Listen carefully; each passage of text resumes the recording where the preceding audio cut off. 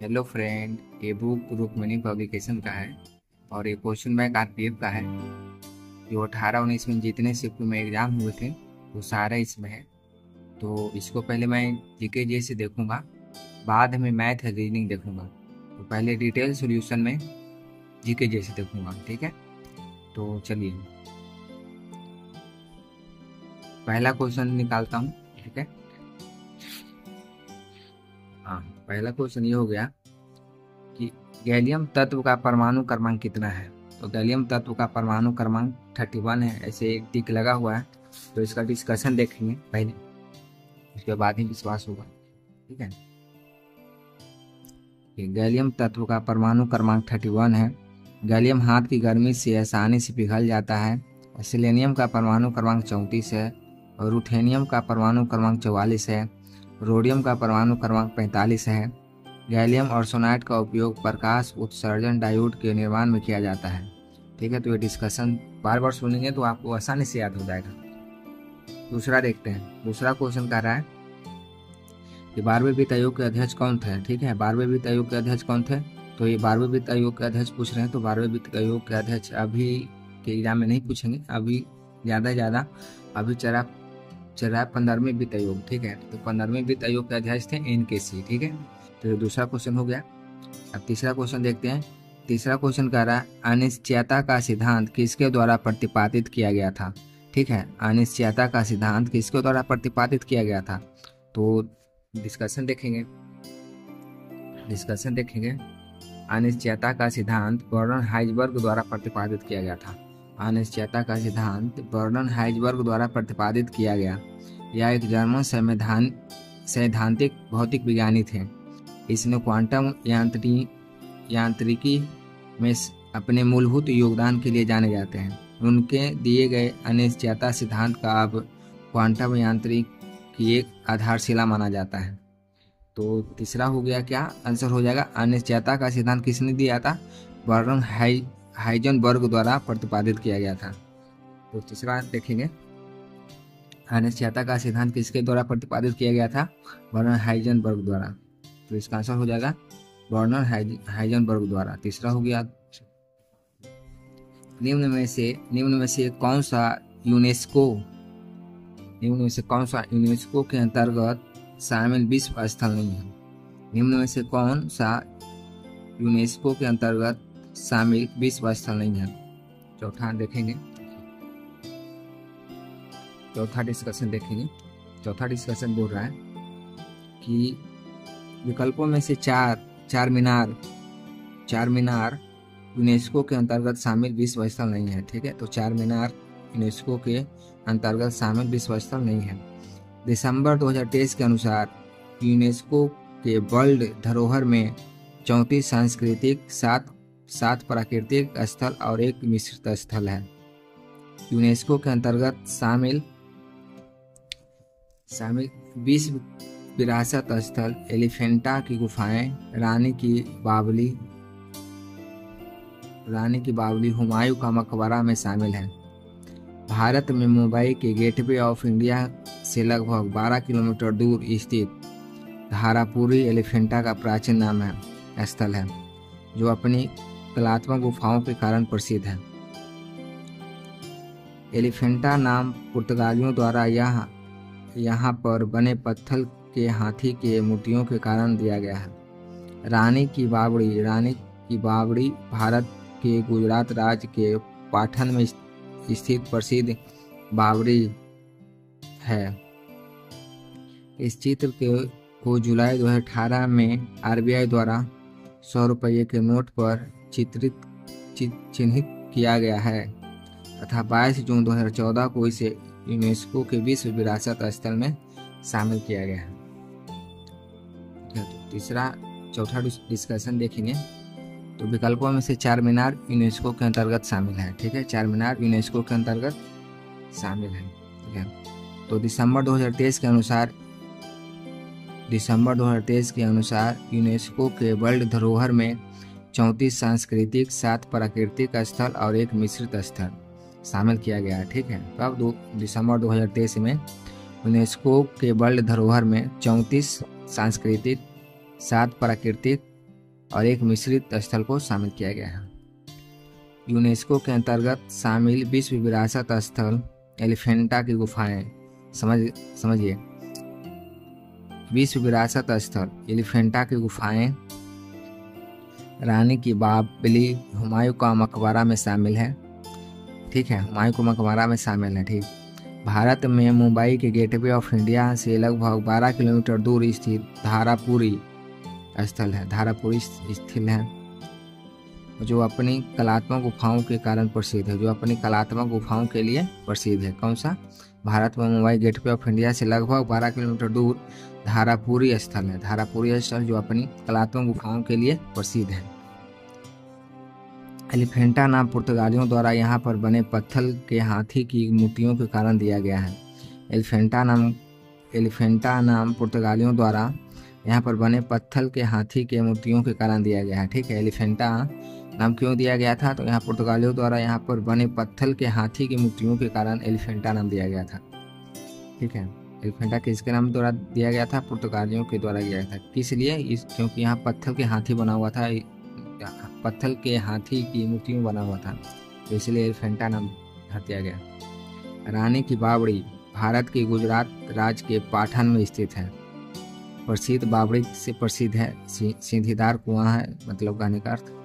इस चित्र को जुलाई 2018 में, इस चित्र को, प्रसिद्ध बावड़ी को 2018 में RBI द्वारा 100 रुपये की नोट पर चित्रित किया गया है। 22 जून 2014 को इसे यूनेस्को के विश्व विरासत स्थल से शामिल किया गया था। 22 जून 2014 को इसे यूनेस्को के विश्व विरासत स्थल में शामिल किया गया था, बावड़ी को। पांचवा क्वेश्चन देखेंगे। पांचवा क्वेश्चन कह रहा है एडम गिलक्रिस्ट का उपनाम क्या है? एडम गिलक्रिस्ट का उपनाम क्या है? ये तो हो गया। चौथा में आंसर क्या हो जाएगा? कौन सा यूनेस्को के अंतर्गत शामिल विश्व स्थल नहीं है? तो चार मीनार विश्व स्थल शामिल नहीं है। ठीक, तो एडम गिलक्रिस्ट का उपनाम क्या है? एडम गिलक्रिस्ट का उपनाम क्या है? पश्चिमा देखेंगे।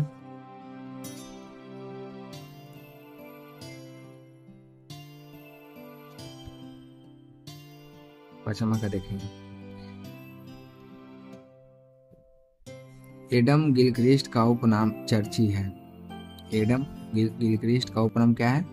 चर्ची है। ठीक, एडम गिलक्रिस्ट का उपनाम चर्ची है। एडम गिलक्रिस्ट को गिल्ली नाम से भी जाना जाता है। एडम गिलक्रिस्ट को गिल्ली नाम से भी जाना जाता है। एडम गिलक्रिस्ट एक पूर्व ऑस्ट्रेलियाई क्रिकेट खिलाड़ी है। एडम गिलक्रिस्ट एक पूर्व ऑस्ट्रेलियाई खिलाड़ी है। इन्होंने अपना पहला प्रथम श्रेणी क्रिकेट मैच 1992 में, पहला एक दिवसीय अंतर्राष्ट्रीय क्रिकेट मैच 1996 में और टेस्ट क्रिकेट मैच 1999 में खेला था। ठीक है, और इन्होंने इंडियन प्रीमियर लीग में डेक्कन चार्जर्स और किंग्स 11 पंजाब की ओर से भी खेलते थे। ठीक है, किंग्स 11 पंजाब की ओर से भी खेलते थे। ठीक है, तो ये गिलक्रिस्टन उपनाम चर्ची है। ठीक है,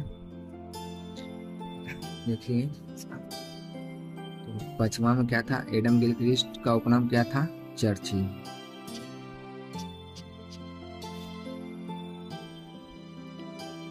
भारतीय संविधान की 8वीं अनुसूची संबंधित है। देखिए, क्वेश्चन तो बार बार पूछे जाते हैं बहुत एग्जाम में। भारतीय संविधान की 8वीं अनुसूची संबंधित कौन है? छठा डिस्कशन देखेंगे। अब भाई छठा डिस्कशन में क्या कह रहा है? देखिए, हाँ, ये पचमा का डिस्कशन रह गया थोड़ा। यह बाएं हाथ के बल्लेबाज थे। इन्होंने अपना पहला टेस्ट 1992 में पाकिस्तान के खिलाफ खेला था एवं अंतिम टेस्ट 2008 में खेला था। एडम गिलक्रिस्ट ने खेला था। तो छठा का क्वेश्चन याद क्या था? छठा का क्वेश्चन था कि भारतीय संविधान की 8वीं अनुसूची संबंधित है, तो इसका डिस्कशन देखेंगे। कह रहा है कि भारतीय संविधान की 8वीं अनुसूची संबंधित आधिकारिक भारतीय भाषाओं से है। अष्टम अनुसूची में 22 भारतीय भाषाओं को शामिल किया गया है। अष्टम अनुसूची में 22 भारतीय भाषाओं को शामिल किया गया है। सन 1967 में सिंधी भाषा को अष्टम अनुसूची में जोड़ा गया था। कोंकणी, मणिपुरी और नेपाली भाषा को 1992 में 8वीं अनुसूची में जोड़ा गया है। कोंकणी, मणिपुरी और नेपाली को 1992 में 8वीं अनुसूची में जोड़ा गया है। 2003 में बोडो, डोगरी, मैथिली और संथाली भाषा को अष्टम अनुसूची शामिल किया गया है। 2003 में बोडो, डोगरी, मैथिली और संथाली भाषा को अष्टम अनुसूची में शामिल किया गया है। ठीक है, अष्टम अनुसूची में शामिल किया गया है। बार बार देखेंगे, जरूर याद होगा। 2003 में बोडो, डोगरी, मैथिली और संथाली भाषा को अष्टम अनुसूची में शामिल किया गया था। तो भारतीय संविधान के 8वीं अनुसूची संबंधित है मूल अधिकारों से, आधिकारिक भारतीय भाषाओं से, मूल कर्तव्यों से, न्याय के आधिकारिक क्षेत्रों के पूरे कानूनों से। तो इसका अर्थ हो जाएगा भारतीय संविधान के 8वीं अनुसूची संबंधित है आधिकारिक भारतीय भाषाओं से, आधिकारिक भारतीय भाषाओं से। ठीक है। 7वां देखेंगे, क्या कोई व्यक्ति दोनों सदन का सदस्य बन सकता है? 7वां कह रहा है, क्या कोई व्यक्ति दोनों सदन का सदस्य बन सकता है? क्या कोई व्यक्ति दोनों सदनों का सदस्य बन सकता है? डिस्कशन देखेंगे।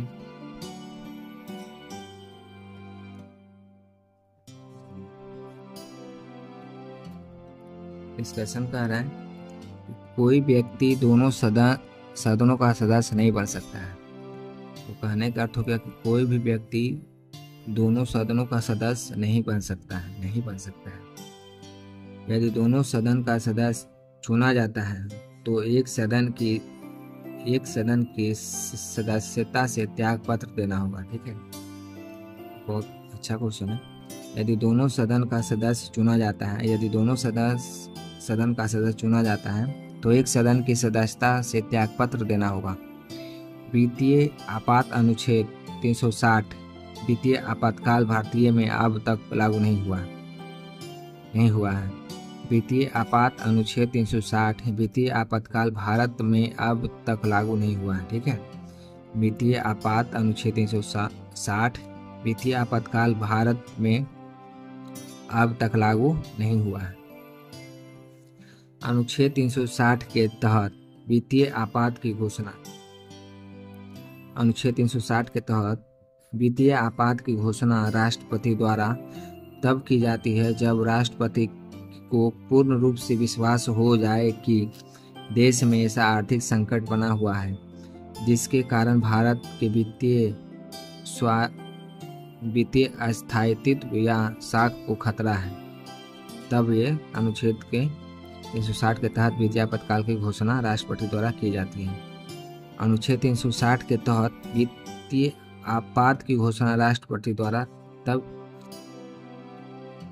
तय की जाती है जब राष्ट्रपति पूर्ण रूप से विश्वास हो जाए कि देश में ऐसा कुछ आर्थिक संकट बना हुआ है तब। तो 7वां क्वेश्चन क्या कह रहा था, क्या कोई व्यक्ति दोनों सदनों का सदस्य बन सकता है? नहीं, दोनों सदनों का सदस्य नहीं बन सकता है। 8वां क्वेश्चन देखेंगे, भारतीय सशस्त्र बलों का सर्वोच्च कमांडर होता है। भारतीय सशस्त्र बलों का सर्वोच्च कमांडर कौन होता है? भारतीय सशस्त्र बलों का सर्वोच्च कमांडर कौन होता है? और डिस्कशन देखिए, डिस्कशन देखते जा रहे हैं, बाद में देखना नहीं पड़े और कुछ। तो 8वां देखेंगे, भारतीय सशस्त्र बलों का सर्वोच्च कमांडर राष्ट्रपति होता है। ठीक है, भारतीय सशस्त्र बलों का सर्वोच्च कमांडर राष्ट्रपति होता है। राष्ट्रपति होता है।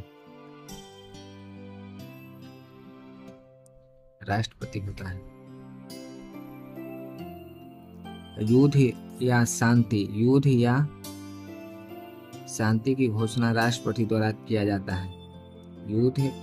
युद्ध या शांति की घोषणा राष्ट्रपति द्वारा किया जाता है। ठीक है, राष्ट्रपति द्वारा करता है। युद्ध या शांति की घोषणा राष्ट्रपति द्वारा किया जाता है।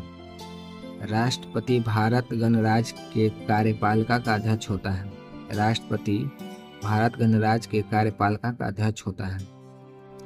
संघ के सभी कार्यपालिका कार्य उनके नाम से किए जाते हैं। संघ के सभी कार्यपालिका कार्य उनके नाम से किए जाते हैं। अनुच्छेद 53 के अनुसार संघ के कार्यपालिका शक्ति राष्ट्रपति में निहित है। अनुच्छेद 53 के अनुसार संघ की कार्यपालिका शक्ति राष्ट्रपति में निहित है। भारतीय राष्ट्रपति का भारतीय नागरिक होना आवश्यक है।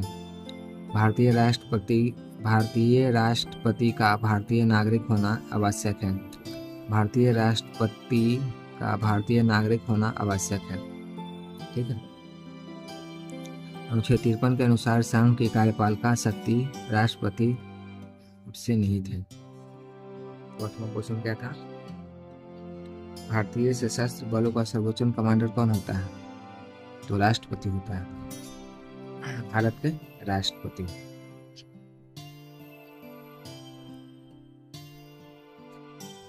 क्वेश्चन देखेंगे। नील विद्रोह निम्न में से किस राज्य में हुआ? नील विद्रोह निम्न में से किस राज्य में हुआ? नील विद्रोह का डिस्कशन देखेंगे।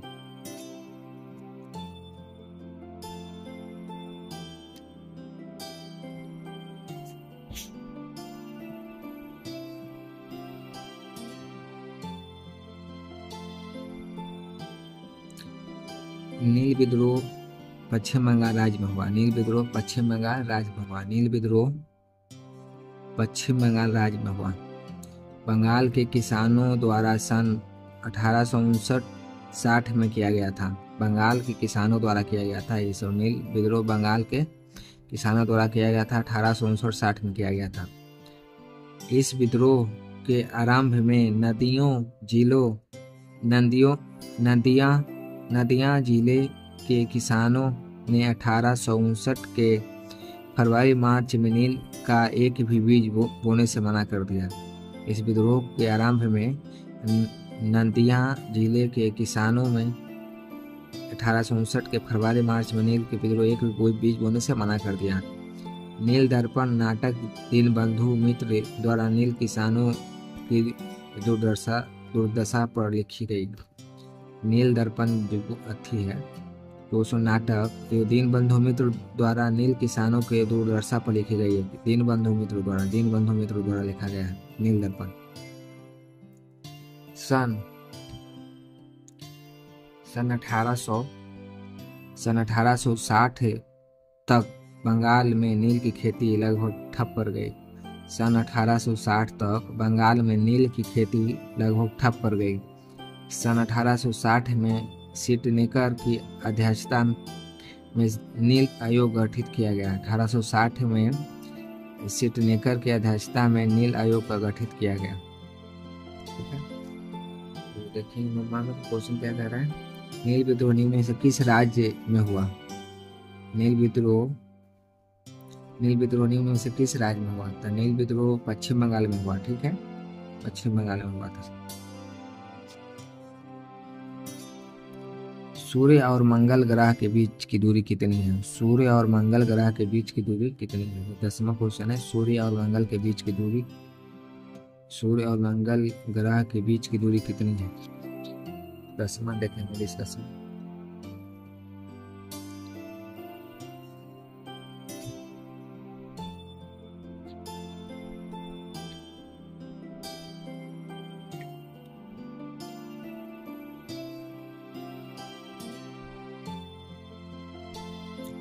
सूर्य और मंगल ग्रह के बीच की दूरी 227.9 मिलियन किलोमीटर है।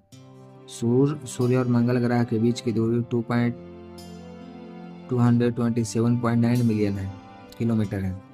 मंगल ग्रह को लाल ग्रह कहा जाता है। मंगल ग्रह का रंग लाल होने के कारण आयरन ऑक्साइड है। मंगल ग्रह सौरमंडल में सूर्य का चौथा ग्रह है। पृथ्वी की तरह मंगल ग्रह भी एक स्थलीय धरातल वाला ग्रह है। मंगल ग्रह भी एक स्थलीय धरातल वाला ग्रह है। हमारे सौरमंडल का सबसे अधिक ऊंचा पर्वत ओलंपस मोन्स मंगल ग्रह पर ही स्थित है। हमारे सौरमंडल का सबसे अधिक ऊंचा पर्वत ओलंपस मोन्स मंगल ग्रह पर ही स्थित है। इस ग्रह पर जीवन की संभावना की खोज किया जा रहा है। इस ग्रह पर मंगल ग्रह पर जीवन की संभावना का खोज किया जा रहा है। 10वां क्वेश्चन क्या था? सूर्य और मंगल ग्रह के बीच की दूरी कितनी है? तो 227.9 मिलियन किलोमीटर है। 11वां देखेंगे। 11 क्वेश्चन कर रहा है कि भारत का राष्ट्रपति अपना इस्तीफा किसको संबोधित करते हुए देता है? भारत का राष्ट्रपति अपना इस्तीफा किसको संबोधित करते हुए देता है? 11 का देखेंगे डिस्कशन। 11 का डिस्कशन देखते हैं। 11 का डिस्कशन बोल रहा है भारत का राष्ट्रपति अपना इस्तीफा उपराष्ट्रपति को सौंपता है। किसको सौंपता है? उपराष्ट्रपति को सौंपता है।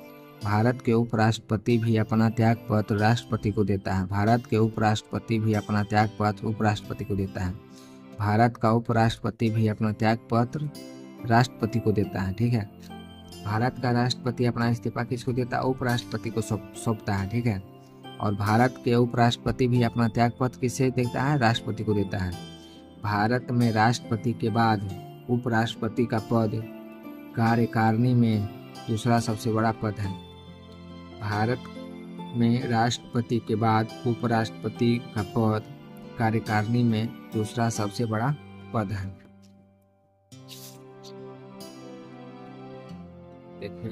डिस्कशन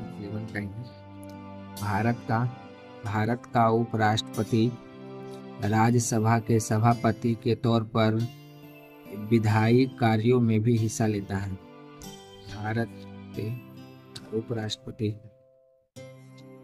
भारत का उपराष्ट्रपति राज्यसभा के सभापति के तौर पर विधायी कार्यों में भी हिस्सा लेता है। भारत के 14वें उपराष्ट्रपति जगदीप धनखड़ को 11 अगस्त 2022 ईस्वी को राष्ट्रपति द्रौपदी मुर्मू ने शपथ दिलाई। भारत के 14वें राष्ट्रपति जगदीप धनखड़ 11 अगस्त 2022 को राष्ट्रपति द्रौपदी मुर्मू ने शपथ दिलाई। तो देखेंगे 11 क्वेश्चन क्या कर रहा है। 11 क्वेश्चन है भारत के राष्ट्रपति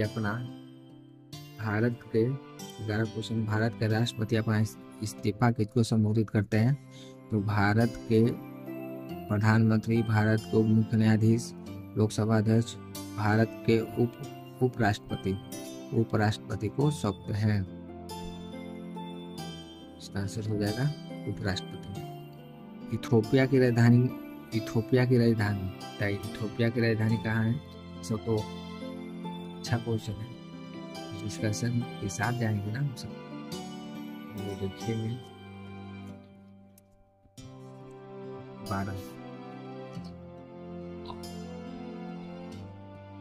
12 डिस्कशन देखेंगे। इथोपिया की राजधानी अदीस अबाब है। इथोपिया अफ्रीका की हॉर्न ऑफ अफ्रीका में स्थित एक स्थलरूप देश है। इथोपिया अफ्रीका के एक हॉर्न ऑफ अफ्रीका के सिंह में स्थित स्थलरूप देश है। यह अफ्रीका का दूसरा सबसे ज्यादा जनसंख्या वाला देश है। क्षेत्रफल के हिसाब से यह अफ्रीका का 10वां सबसे बड़ा देश है। इथोपिया का मुद्रा इथोपिया बिर्रे है। और कजाकिस्तान दुनिया का सबसे अधिक जनसंख्या वाला स्थल रूप देश है। कजाकिस्तान दुनिया का सबसे अधिक जनसंख्या वाला स्थल रूप देश है। मलेशिया की राजधानी कुआलालंपुर है। कंबोडिया की राजधानी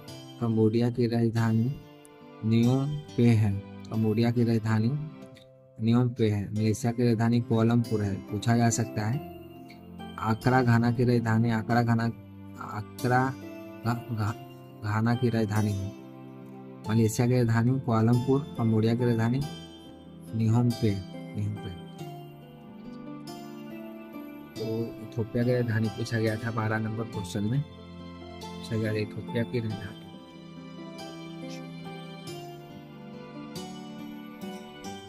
इथोपिया की राजधानी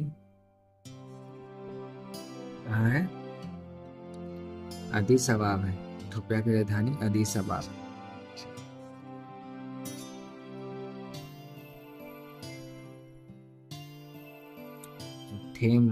थेम्स नदी किस देश में बहती है? थेम्स नदी किस देश में बहती है? कहा गया थेम्स नदी किस नदी में बहती है? देखेंगे डिस्कशन।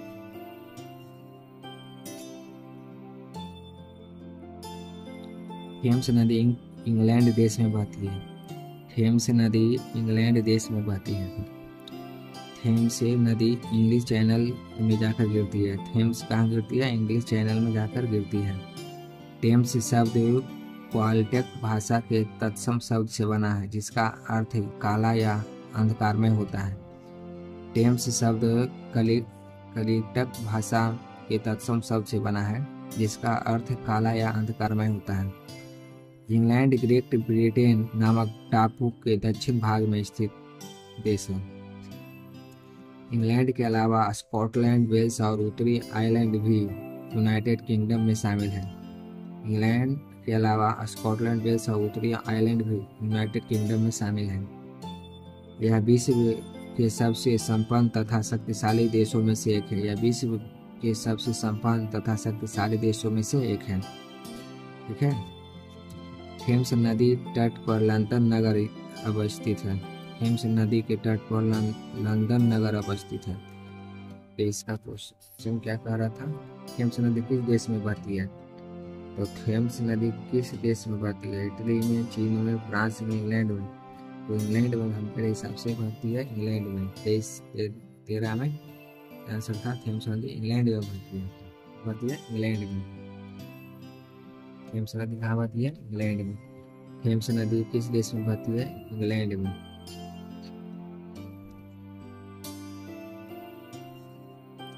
चौथा क्वेश्चन देखेंगे।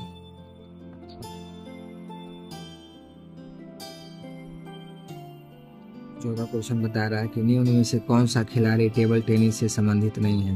निम्न में से कौन सा खिलाड़ी टेबल टेनिस से संबंधित नहीं है? ठीक है, ये थोड़ा मतलब स्पोर्ट्स से रिलेटेड क्वेश्चन है, तो देखेंगे डिस्कशन।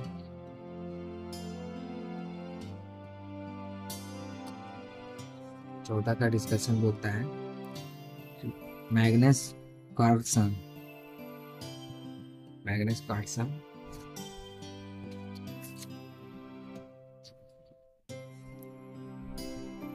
टेबल टेनिस से संबंधित नहीं है। ठीक है। मैग्नस कार्लसन नॉर्वे के शतरंज खिलाड़ी है। मैग्नस कार्लसन नॉर्वे के शतरंज खिलाड़ी है। ठीक है। शतरंज के तत्कालीन ग्रैंड मास्टर, विश्व चैंपियन व विश्व के नंबर 1 चेस खिलाड़ी हैं। महज 10 वर्ष की आयु से ही शतरंज खेलने लगे थे। महज 10 वर्ष की आयु से ही शतरंज खेलने लगे थे। 13 वर्ष की आयु में ग्रैंड मास्टर की उपाधि प्राप्त की।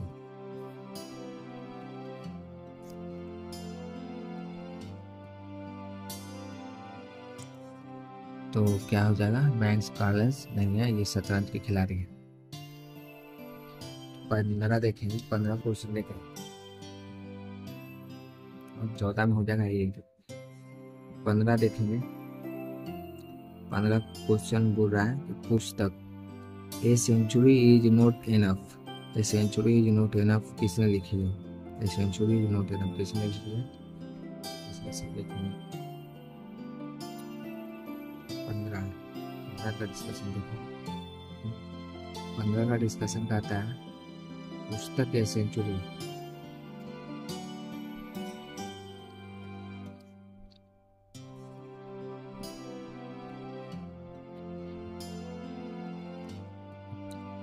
पुस्तक a century is not enough Sourav Ganguly ने लिखी है। इसे लिखते हैं सौरव गांगुली ने लिखी है। पुस्तक a century is not enough किसने लिखी है? सौरव गांगुली ने लिखी है।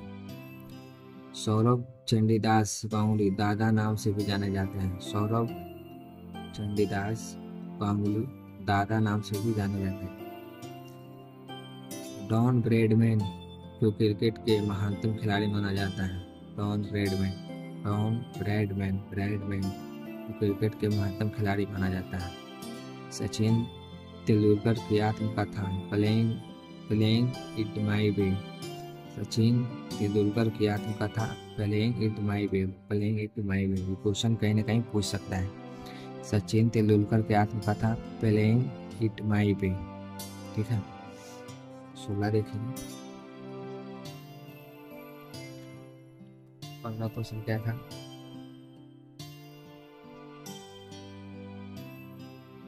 क्वेश्चन था पुस्तक a century is not enough किसने लिखी है? तो ये लिखी है सौरव गांगुली ने। आंसर हो जाएगा डी। आंसर हो जाएगा डी। आंसर हो जाएगा डी।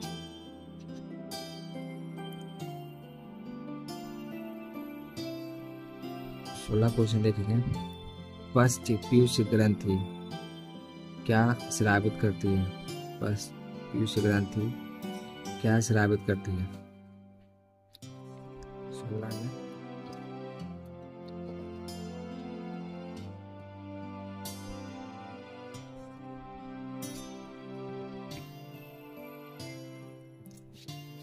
देखिएगा आंसर। 16 कहता है पश्च पीयूष ग्रंथि ऑक्सीटोसिन स्रावित करती है। पश्च पीयूष ग्रंथि ऑक्सीटोसिन स्रावित करती है। ऑक्सीटोसिन या पितोसिन बच्चे के जन्म के समय गर्भाशय की पेशियों में संकुचन पैदा करता है। ऑक्सीटोसिन पितोसिन बच्चे के जन्म के गर्भाशय की पेशियों में संकुचन पैदा करता है। ऑक्सीटोसिन स्तन ग्रंथि से लेकर बच्चा जन्म लेने के बाद भी दुग्ध का स्राव में सहायक होता है। ऑक्सीटोसिन इस स्तन ग्रंथि से लेकर बच्चा जन्म लेने के बाद भी दुग्ध के स्राव से सहायक होता है। बेसोप्रेसिन हार्मोन वृक्क के नेफ्रॉन में जल के अवशोषण को बढ़ाता है। बेसोप्रेसिन हार्मोन वृक्क के नेफ्रॉन में जल के अवशोषण को बढ़ाता है। एस्ट्रोजन हार्मोन का स्राव ग्रेफियन कोशिकाओं के द्वारा होता है। एस्ट्रोजन हार्मोन का स्राव ग्रेफियन कोशिकाओं का द्वारा होता है। प्रोजेस्टेरोन हार्मोन का स्राव कॉपर्स ल्यूटिनियम द्वारा होता है। प्रोजेस्टेरोन हार्मोन का स्राव कॉपर्स ल्यूटिनियम द्वारा होता है। प्रोजेस्टेरोन हार्मोन का स्राव कोर्टिकोइड द्वारा होता है। प्रोजेस्टेरोन हार्मोन का स्राव कॉपर्स ल्यूटिनियम द्वारा होता है। 16 क्वेश्चन देखेंगे क्या कर रहा है। 16 क्वेश्चन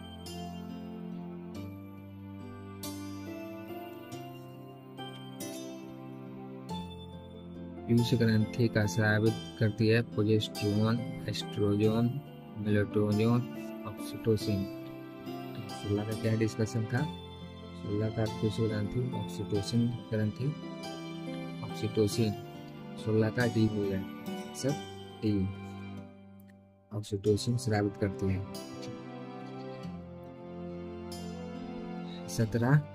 17 क्वेश्चन देखिएगा कि शब्द बैकरो-अटैक का उपभोग किस खेल से होता है? बैकरो-अटैक का उपयोग किस खेल से होता है? 17 का डिस्कशन देखेंगे।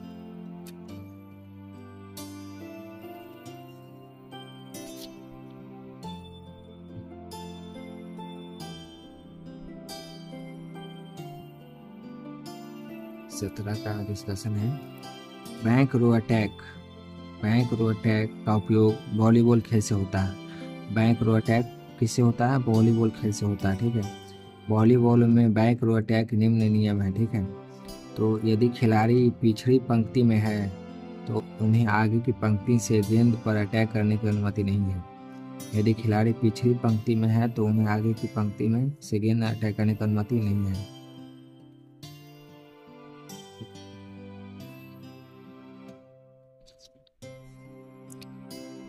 रोटेशन की पिछली पंक्ति के खिलाड़ी को गेंद पर अटैक करने की अनुमति दी जाती है यदि वे आक्रामक रेखा के पीछे से कूदते हैं और आगे की पंक्ति में लाइन पर या पिछली पंक्ति में उतर सकते हैं। खिलाड़ी के पिछली पंक्ति में रहते हुए गेंद को ब्लॉक या स्पाइक करने की अनुमति नहीं है जब तक वे नियम 2 में वर्णित शर्तों को पूरा नहीं करते हैं। ये नियम एक टीम के सभी खिलाड़ी को नेट पर घुसने, ब्लॉक करने और जबरदस्त तरीके से हमला करने से रोकने के लिए बनाए गए हैं। वॉलीबॉल एक जाल से विभाजित कोर्ट पर 2 टीमों द्वारा खेला जाने वाला खेल है। वॉलीबॉल एक जाल से विभाजित कोर्ट पर 2 टीमों द्वारा खेला जाने वाला खेल है। ठीक है,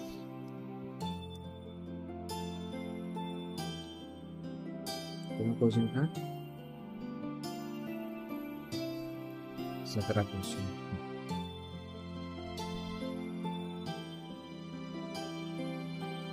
क्वेश्चन। शब्द के ब्लैक रो अटैक के उपयोग किस खेल से है? तो वॉलीबॉल से।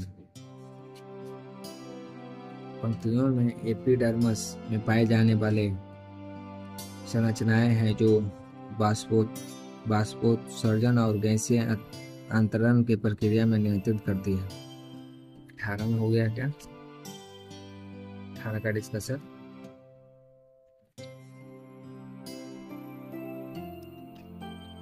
एस्टोमेटा पत्तियों के एपिडर्मस में पाए जाने वाले वो संरचना है।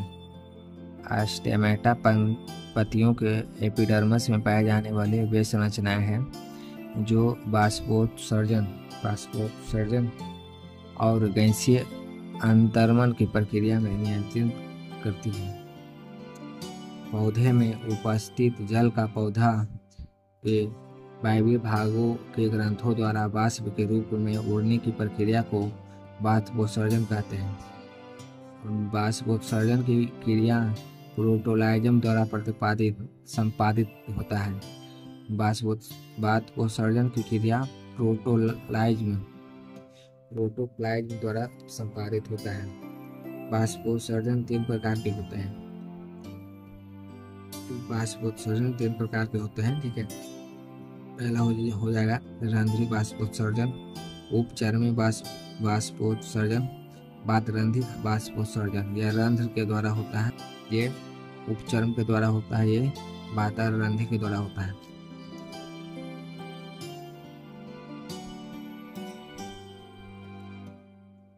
क्वेश्चन क्या था?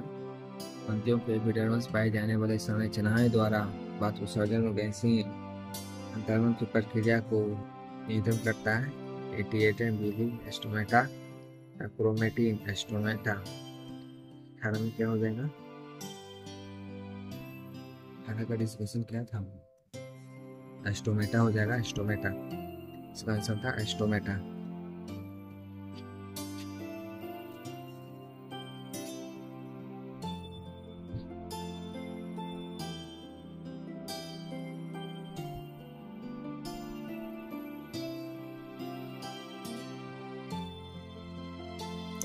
एस्टोमेटा हो जाएगा।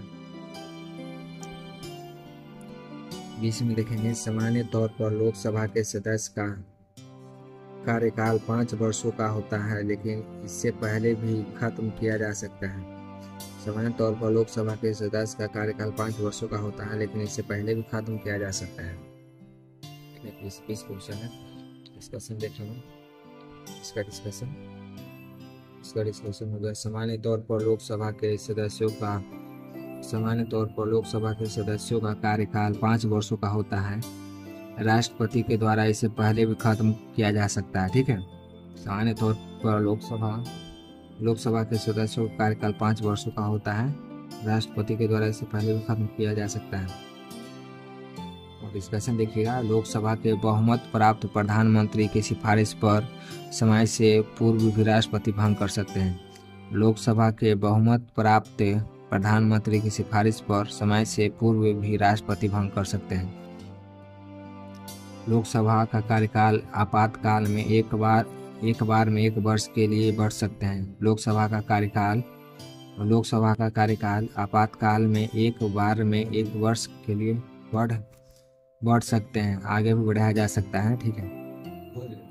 और आपातकाल समाप्त होने के बाद किसी भी स्थिति में लोकसभा का चुनाव 6 माह के अंदर होना अनिवार्य है। आपातकाल समाप्त होने के बाद किसी भी स्थिति में लोकसभा का चुनाव 6 माह के अंदर होना अनिवार्य है। अनुच्छेद 85 के अंतर्गत संसद के सत्र के आहूत सत्वासना और लोकसभा का विघटन राष्ट्रपति कर सकते हैं। ये डिस्कशन अच्छा है, बार बार देखिएगा।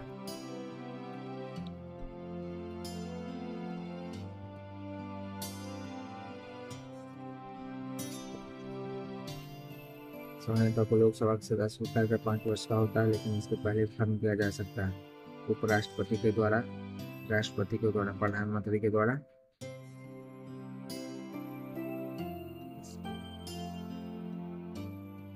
समय तक लोकसभा सदस्य का 5 होता है, राष्ट्रपति के द्वारा इससे पहले खत्म किया जा सकता है राष्ट्रपति के द्वारा।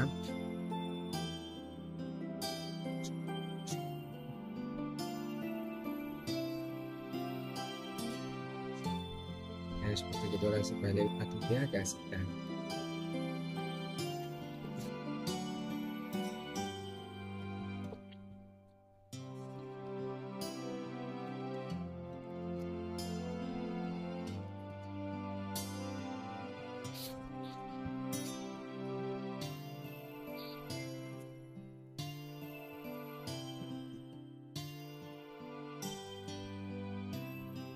इसका डिस्कशन देखेंगे, इसका डिस्कशन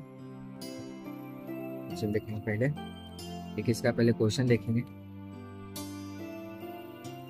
निम्न में से किसे अब एक पूर्ण राज्य का दर्जा प्राप्त हो चुका है? निम्न में से किसे अब एक पूर्ण राज्य का दर्जा प्राप्त हो चुका है? 21 नंबर क्वेश्चन।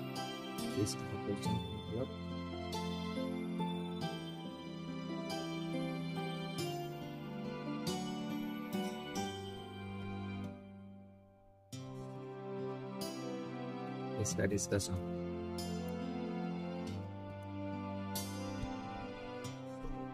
सिक्किम को अब एक पूर्ण राज्य का दर्जा प्राप्त हो चुका है।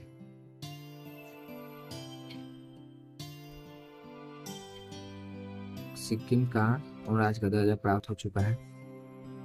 सिक्किम राज्य को 35वां संविधान संशोधन अधिनियम द्वारा सहराज और 36वां संविधान संशोधन अधिनियम 1975 के द्वारा पूर्ण राज्य का दर्जा दिया गया है। सिक्किम भारत के पूर्वोत्तर भाग में स्थित एक पर्वतीय राज्य है। इसका आकार अंगूठे की तरह है। हिंदू तथा बर्जियान बौद्ध धर्म के प्रमुख सिक्किम राज्य में है। गंगटोक इस राज्य की राजधानी तथा सबसे बड़ा शहर है। सिक्किम पहले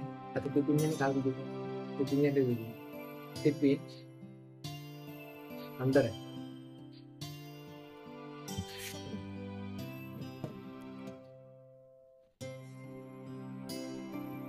गंगटोक इस राज्य की राजधानी का सबसे बड़ा शहर है।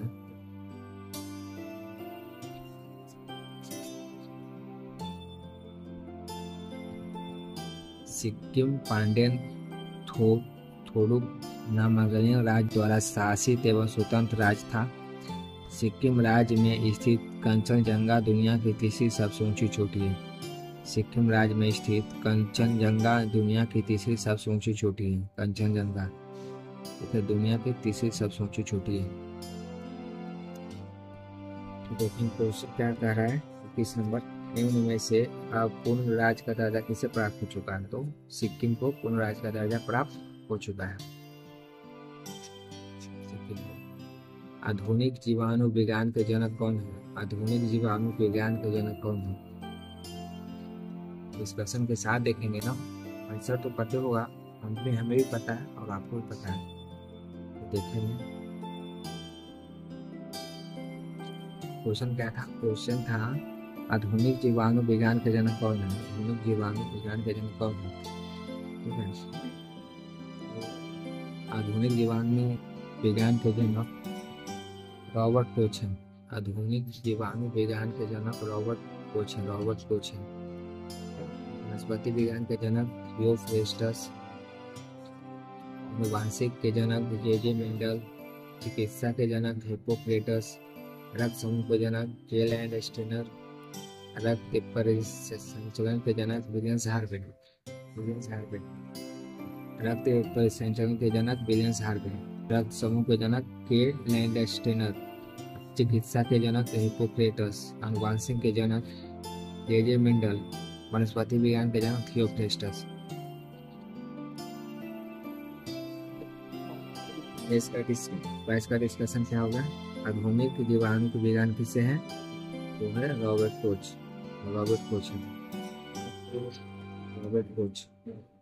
आधुनिक जीवाणु विज्ञान के जनक कौन है? Robert Koch. Answer organic oxalic अम्ल का उपेक नाम क्या है?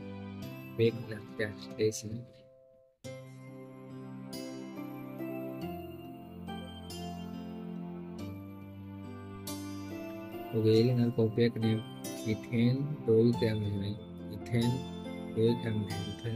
है। ऑक्जेलिक अम्ल का उपेक नाम इथेन डोइक अम्ल है। इसका सूत्र है COOH। ऑक्जेलिक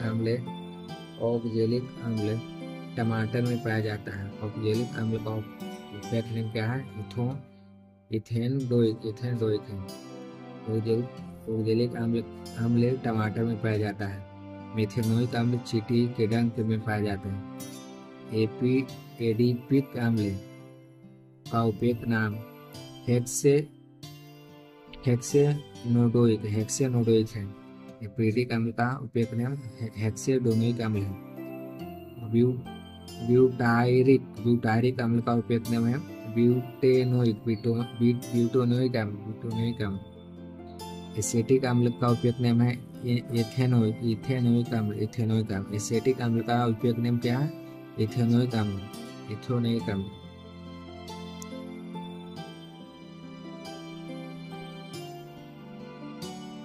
तो ऑक्जेलिक अम्ल का उपेक नाम क्या है? ब्यूटेनाइक अम्ल, मिथेनोइक अम्ल, एथेनोडोइक अम्ल है।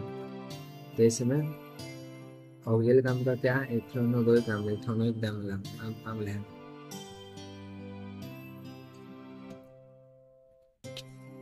चौबीस में 1929 में भारतीय राष्ट्रीय कांग्रेस का अधिवेशन कहाँ हुआ? 1929 में भारतीय राष्ट्रीय कांग्रेस का अधिवेशन कहाँ हुआ? 1929 में भारतीय राष्ट्रीय कांग्रेस का अधिवेशन कहाँ हुआ?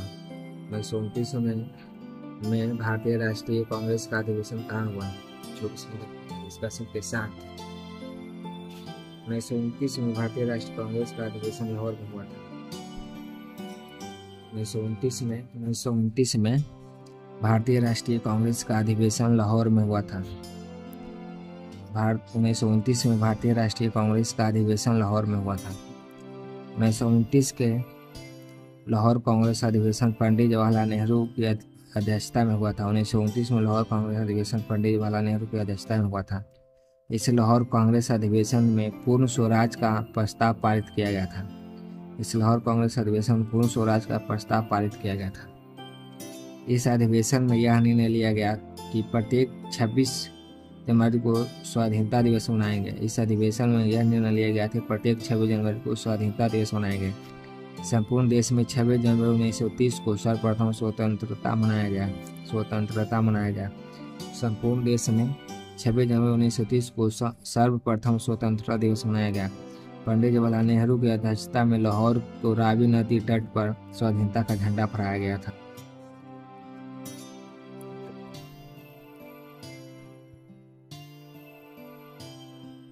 चौबीस में 1929 में भारतीय राष्ट्रीय कांग्रेस का अधिवेशन कहाँ हुआ था? लाहौर में वो अधिवेशन हुआ था। बोधिसत्व शब्द किस धर्म से संबंधित है? बोधिसत्व धर्म किस शब्द से संबंधित है? बोधिसत्व शब्द किस धर्म से संबंधित है? 25 डिस्कशन के साथ देखेंगे। डिस्कशन में 25 नंबर ये है। 25 नंबर कह रहा है कि बोधिसत्व शब्द बौद्ध धर्म से संबंधित है। बुद्ध का जन्म लुम्बिनी में हुआ था। बोधिसत्व शब्द बौद्ध धर्म से संबंधित है। बुद्ध जन्म लुम्बिनी में हुआ था। बुद्ध का जन्म कहाँ हुआ था? लुम्बिनी में हुआ था। यह 29 वर्ष की अवस्था में गृह त्याग महाभिनिष्क्रमण किए थे। गृह त्याग का बोलते हैं महाभिनिष्क्रमण। गौतम बुद्ध शाक्य गणराज्य के राजकुमार थे।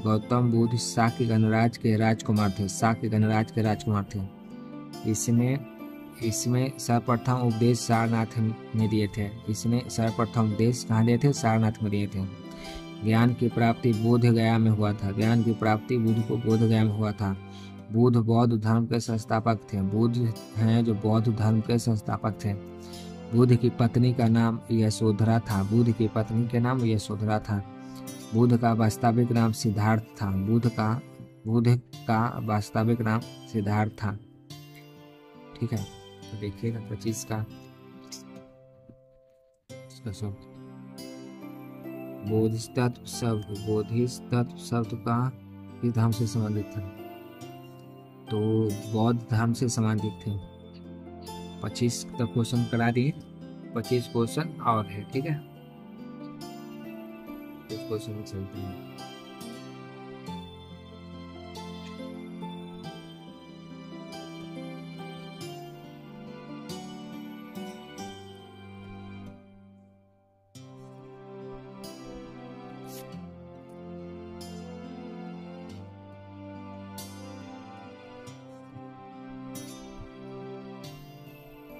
पच्चीस बोल रहा है क्वेश्चन 26 क्वेश्चन।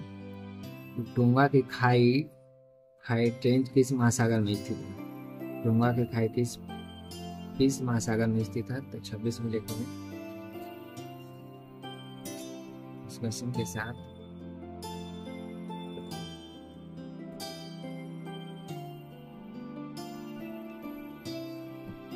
टोंगा की खाई ट्रेंच प्रशांत महासागर में स्थित है। प्रशांत महासागर के दक्षिणी पश्चिमी किनारे से होकर कैमचैटका प्रायद्वीप के उत्तर और ऑस्ट्रेलिया के उत्तर पूर्व की ओर फैला हुआ था। प्रशांत महासागर दक्षिणी पश्चिमी किनारे से होकर कैमचैटका प्रायद्वीप के उत्तर और ऑस्ट्रेलिया के उत्तर पूर्व की ओर फैला हुआ है। प्रशांत महासागर का वह भाग जो कर्क रेखा तथा मकर रेखा के मध्य प्रशांत महासागर कहा जाता है।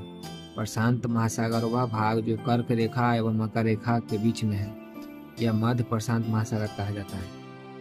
इसका क्षेत्रफल अटलांटिक महासागर के दोगुने से भी अधिक है। इसका क्षेत्रफल अटलांटिक महासागर के दोगुने से भी अधिक है। मेरियाना ट्रेंच की गहराई 11,000 दाएं से 11,022 मीटर है, तो प्रशांत महासागर में स्थित है। तो मेरियाना ट्रेंच का गहराई 11,022 मीटर है, जो प्रशांत महासागर में स्थित है। इसका क्षेत्रफल अटलांटिक महासागर के दोगुने से भी अधिक है।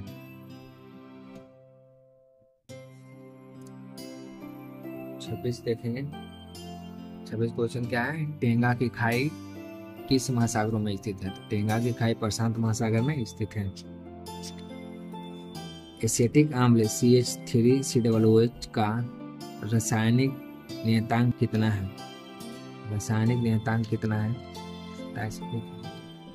थोड़ा साइंस को चलाने लगा। 27 का डिस्कशन देखेंगे। एसिटिक अम्ल का CH3COOH का हानिकारक नियतांक 1.74 × 10⁻⁵ है। आयनिस्कारिक नियतांक 1.74 इंटू 10⁻⁵ है। CH3COOH CH3COOH minus OH plus. आयनीकरण नियतांक कितना है तो देखिएगा, अम्ल फॉर्मिक अम्ल का कितना है। फॉर्मिक अम्ल का है 1.8 इंटू 10⁻⁻4। कार्बोनिक अम्ल का क्या है 4.3 इंटू 10⁻⁷। फास्फोरिक अम्ल का क्या है 7.5 इंटू 10⁻⁻3। हाइड्रोफ्लोरिक अम्ल का क्या है, हाइड्रोफ्लोरिक अम्ल का क्या है 6.8 इंटू 10⁻⁴। हाइड्रोजन साइनाइड का क्या है 4.8 इंटू 10⁻10। ठीक है, तो याद रखिएगा। तो 27 का आंसर देखिए क्या है 2.74 इंटू 10⁻⁴। इसका आंसर हो जाएगा 27 का 2.74 इंटू 10⁻⁴।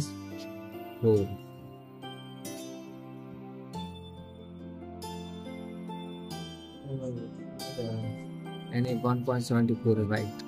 ये सुनिएगा, इसका आंसर बी है, ये नहीं बी है 1.74 इंटू 10⁻⁵।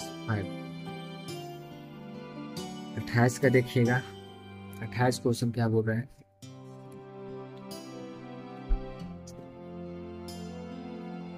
अट्ठाईस क्वेश्चन बोल रहा है काकरापार नाभिकीय ऊर्जा संयंत्र किस राज्य में स्थित है। किस राज्य में स्थित है काकरापार नाभिकीय ऊर्जा किस राज्य में स्थित है। 28 में देखेंगे।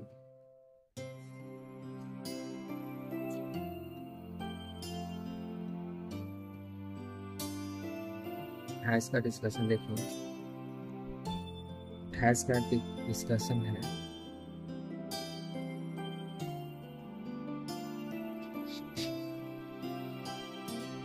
का डिस्कशन है काकरपार। 28 का डिस्कशन है काकरापार नाभिकीय ऊर्जा संयंत्र गुजरात में स्थित है।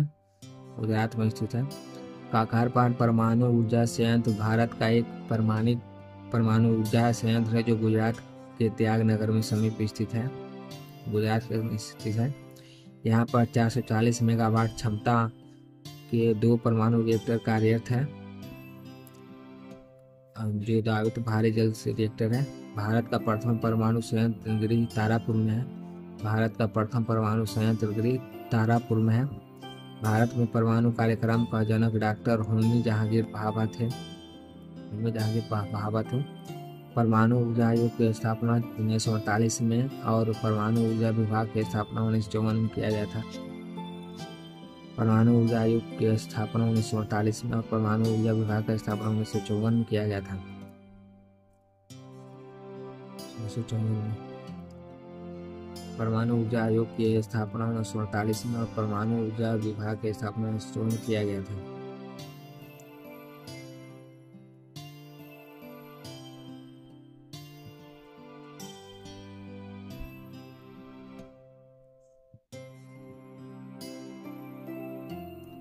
ऊर्जा संयंत्र राज्य गुजरात में है।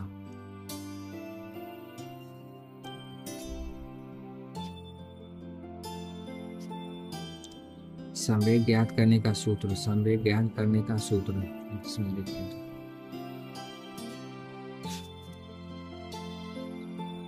ज्ञात करने का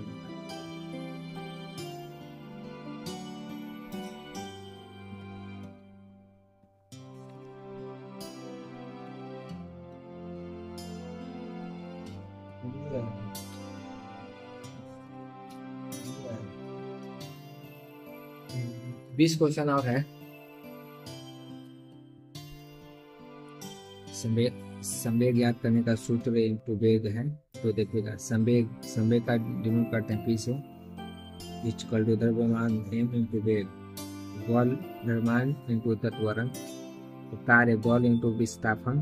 तो शक्ति भी हो जाएगा तो कार्य बटा क्षेत्रफल। इस तरह निकालते हैं। तो इसका क्या हो जाएगा संवेग ज्ञात करने का सूत्र। संवेग ज्ञात करने का सूत्र हो गया द्रव्यमान इंटू वेग हो जाएगा ना। द्रव्यमान इंटू वेग आंसर हो जाएगा डी। इसका डी द्रव्यमान इंटू वेग।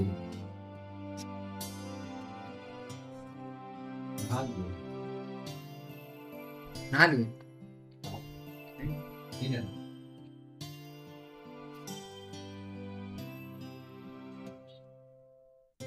निम्न से कौन सा देश भारत के साथ सीमा साझा नहीं करती है?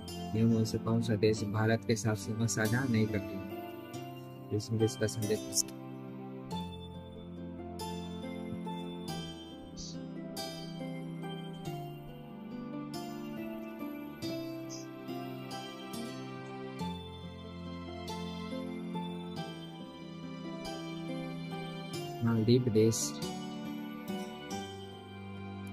मालदीव देश भारत के साथ सीमा साझा नहीं करता है। मालदीव देश भारत के साथ सीमा साझा नहीं करता है। कौन देश? मालदीव में भी भारत के देश सीमा साझा नहीं करता है। मालदीव की राजधानी माले है। और मालदीव गणराज्य हिंद महासागर में स्थित है। एक द्वीपीय देश है। मालदीव गणराज्य हिंद महासागर में एक द्वीपीय देश है। मालदीव के प्रवाल द्वीप लगभग 9000 वर्ग किलोमीटर में फैला क्षेत्र सम्मिलित करते हैं। दाएं दाएं से 10,000 वर्ग किलोमीटर है। इसमें 1192 टापू है, जिसमें 200 द्वीप है। भारत का अफगानिस्तान देश से सीमा पूर्व के साथ 106 किलोमीटर लगती है।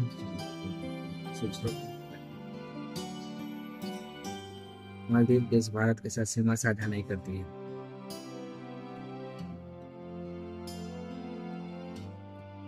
निम्न में से कौन सा देश भारत के साथ सीमा साझा नहीं करता है? कौन सा? मालदीव है जो भारत के साथ सीमा साझा नहीं करता है। मालदीव। आरटीजीएस का पूर्ण रूप है। आरटीजीएस का पूर्ण रूप क्या है?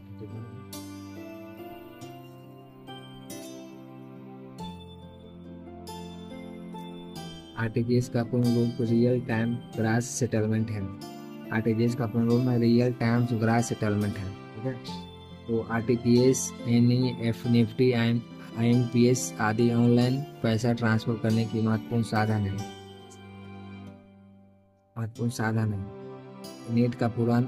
निफ्टी का पूरा नाम है नेशनल इलेक्ट्रॉनिक फंड ट्रांसफर। ठीक है, और आईएमपीएस का पूरा नाम है इमीडिएट पेमेंट सर्विस। निफ्टी का देखिएगा national electronic fund transfer, IMPS का हो गया इमीडिएट पेमेंट सर्विस। 31 क्वेश्चन क्या कह रहा है? तो फिर आरटीजीएस का पूर्ण रूप क्या है? तो देखेंगे रियल टाइम्स ग्रास सेल्स नहीं है, रियल टाइम्स ग्रास सेटलमेंट नहीं है, real tax grass settlement, revenue times grass settlement. तो इसका हो जाएगा रियल टाइम ग्रास सेटलमेंट। ठीक है, इसका आंसर भी हो जाएगा 31। तो डिस्कशन भी देख लिए हैं और यहाँ आंसर भी लगा दिए। 32 में क्वेश्चन देखिएगा। लोकसभा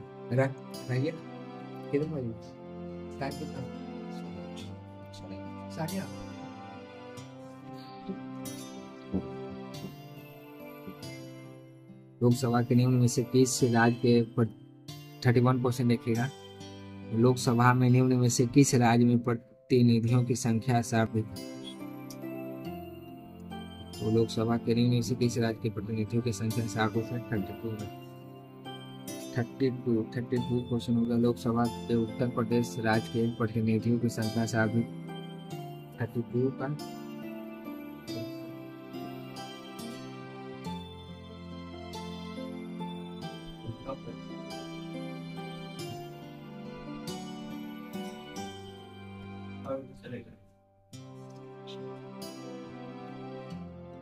लोकसभा के उत्तर प्रदेश राज्य में प्रतिनिधियों की संख्या सर्वाधिक है। कहाँ है? उत्तर प्रदेश में। उत्तर प्रदेश में लोकसभा में 80 प्रतिनिधि चुना जाता है। 80 प्रतिनिधि चुना जाता है। महाराष्ट्र से लोकसभा में 48, बिहार से 40, मध्य प्रदेश से 29 प्रतिनिधि चुने जाते हैं। महाराष्ट्र से लोकसभा में 48, बिहार से 40, मध्य प्रदेश से 29 चुने जाते हैं। सदस्य चुने जाते हैं। 32 का डिस्कशन ऑन है।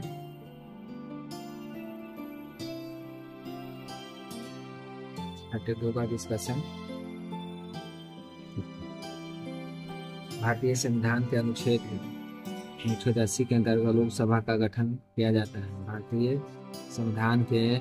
संविधान के अनुच्छेद 80 के तहत लोकसभा का गठन किया जाता है। सही बात है। अनुच्छेद 81 के अंतर्गत राज्य सभा का गठन किया जाता है। अनुच्छेद 81 के अंतर्गत राज्यसभा का गठन किया जाता है। भारत का सबसे ज्यादा जनसंख्या वाला राज्य उत्तर प्रदेश है। भारत का सबसे ज्यादा जनसंख्या वाला राज्य उत्तर प्रदेश है।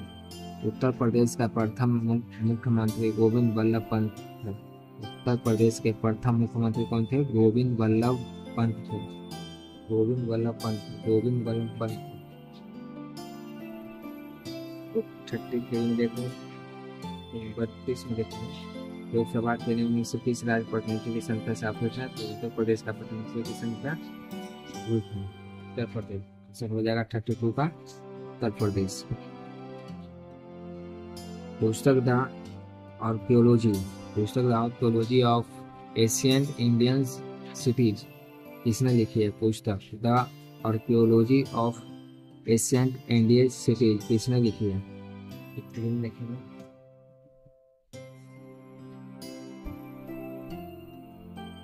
देखेंगे का discussion.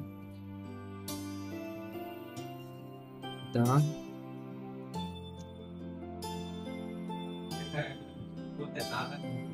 Archaeology of ancient Indian cities Dilip Kumar Chakrabarti ने लिखी है। The archaeology of ancient Indian cities Dilip Kumar ने लिखी है।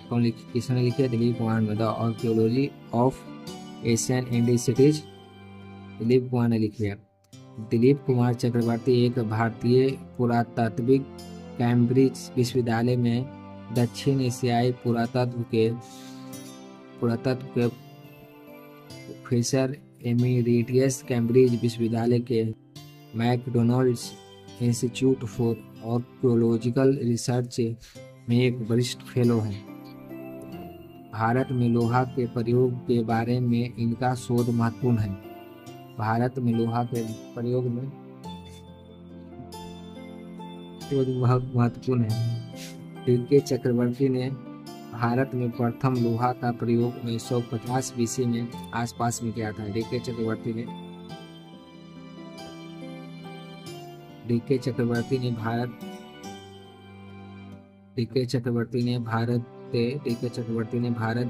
में प्रथम लोहा का प्रयोग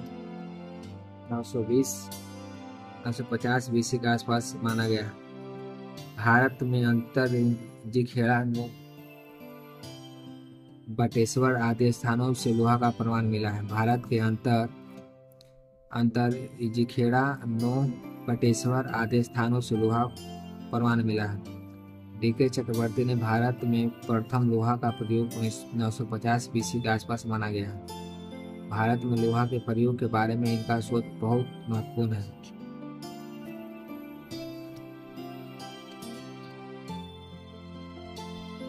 तो 33 में क्या है? पुस्तक the archaeology of ancient Indian cities किसने लिखी है? दिलीप कुमार ने लिखी है। दिलीप कुमार चक्रवर्ती ने लिखी है। 33 में हो गया, दिलीप कुमार चक्रवर्ती ने लिखी है। खजुराहो में पाया गया प्रसिद्ध लक्ष्मण मंदिर किसके द्वारा बनाया गया है? खजुराहो में पाया गया प्रसिद्ध लक्ष्मण मंदिर किसके द्वारा बनाया गया है? 34 का डिस्कशन करते हैं।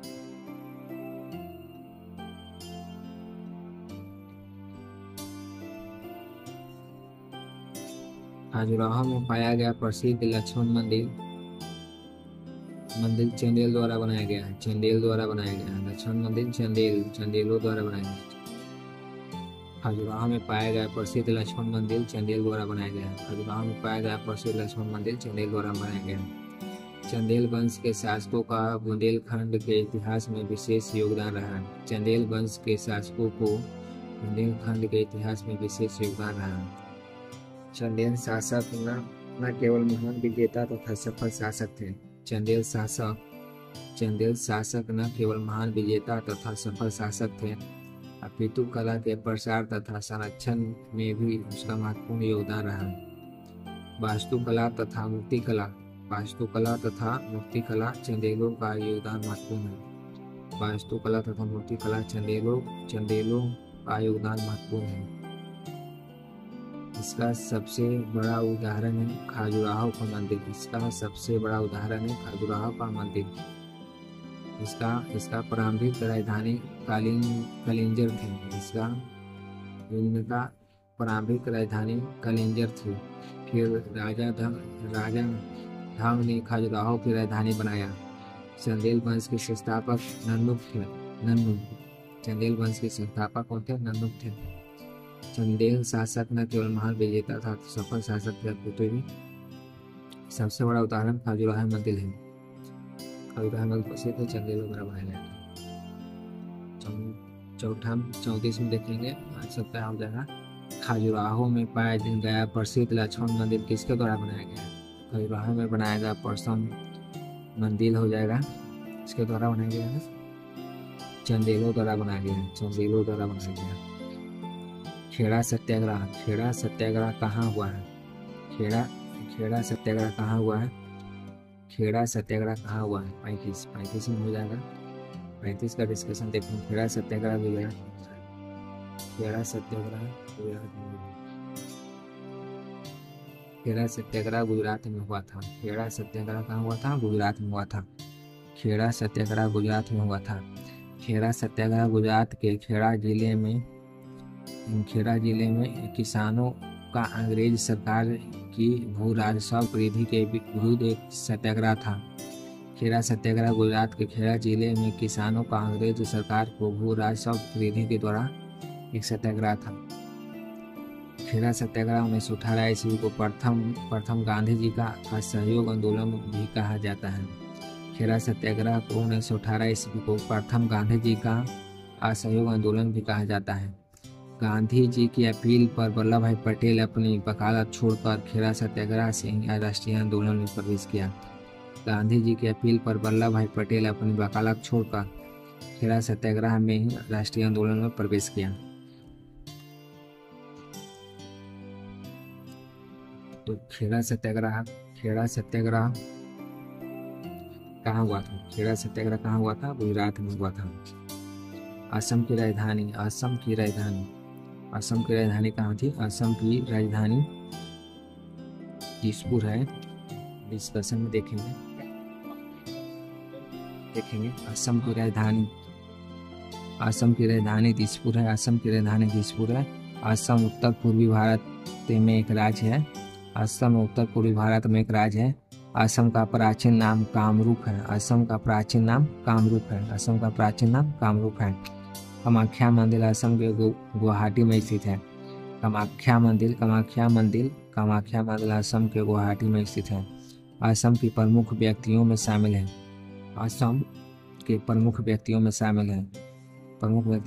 कहने का अर्थ हो गया गोपीनाथ बरदोल असम के प्रथम मुख्यमंत्री।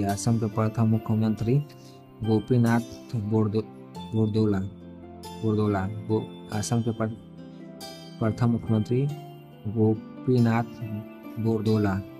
भूपेन हजारिका गायक, संगीतकार, गीत फिल्मफेयर है, सब है। इंदिरा स्वामी ज्ञानपीठ पुरस्कार से सम्मानित लेखिका, दिल्ली विश्वविद्यालय के पूर्व प्रधानाध्यापक। इंदिरा गोस्वामी कहाँ के थे? असम के ही थे। तो ज्ञानपीठ पुरस्कार से सम्मानित लेखिका थे। दिल्ली विश्वविद्यालय के पूर्व प्रधानाध्यापक थे। इंदिरा गोस्वामी थे।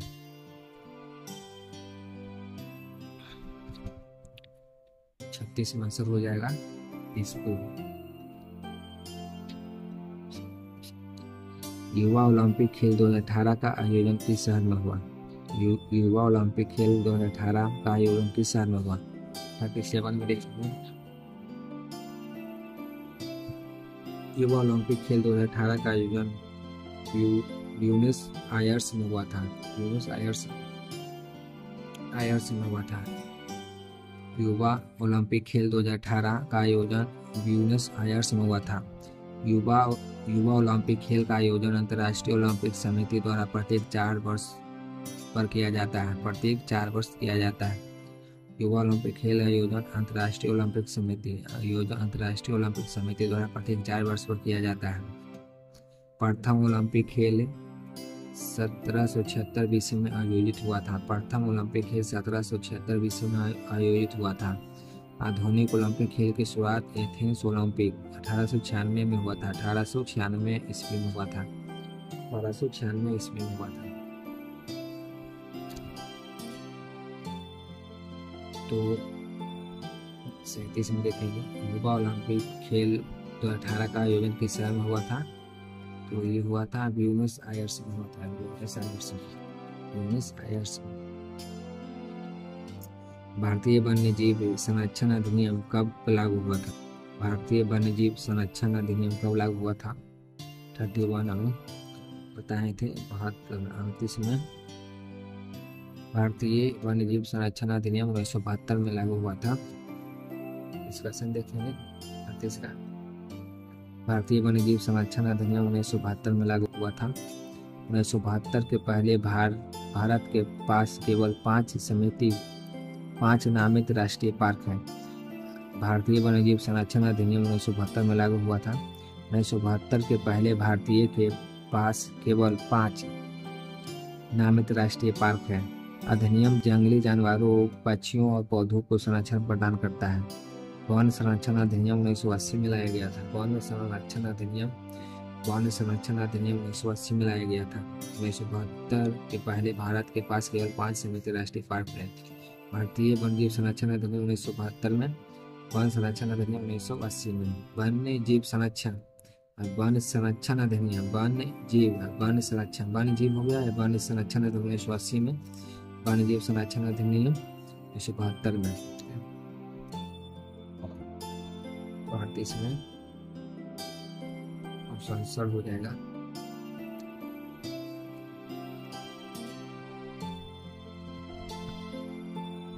भारतीय वन्यजीव संरक्षण अधिनियम कब लागू हुआ था? वन्यजीव 1972 सर हो जाएगा।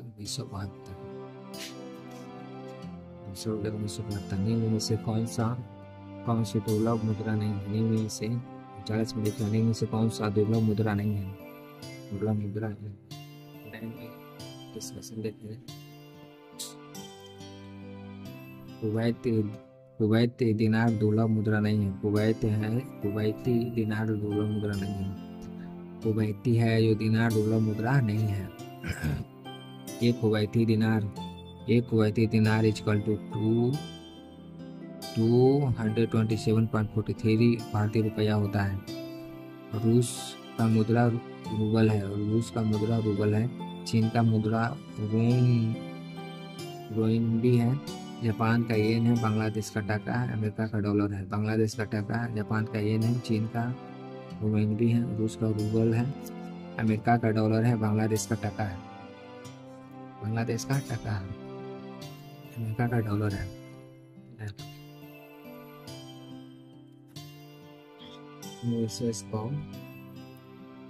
कुवैती दिनार है जो कुवैती दिनार 39 में क्या हो जाएगा आंसर?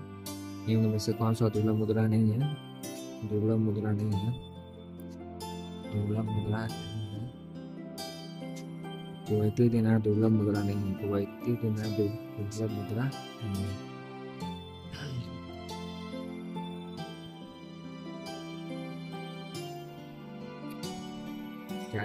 देखेंगे 40 नंबर क्वेश्चन देखेंगे। तो 40 नंबर क्वेश्चन कह रहा है कि कैलोटाइप सोसाइटी फोटोग्राफी क्लब की स्थापना की गई थी। कैलोटाइप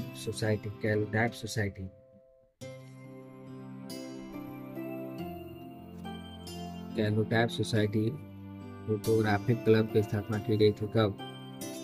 40 मिनट डिस्कशन।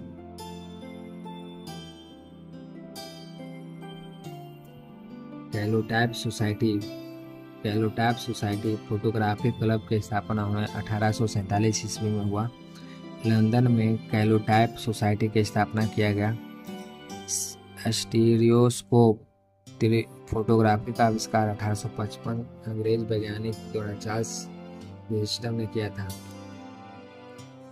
फोटोग्राफी का आविष्कार 1855 में अंग्रेज द्वारा चार्ल्स वेस्टन ने किया था। ठीक है,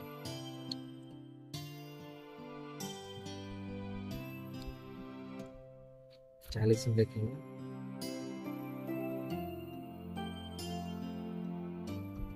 कैलोटाइप सोसाइटी का फोटोग्राफी क्लब का स्थापना कब किया गया था?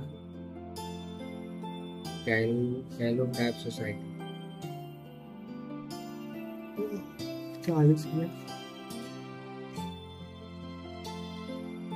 1847 एडी में किया गया था। 1847 एडी में किया गया था। कैलोटाइप सोसाइटी का 1847 एडी में किया गया था। भारतीय संसद का कौन सा सदन अधिक शक्तिशाली है? भारतीय संसद का कौन सा सदन अधिक शक्तिशाली है?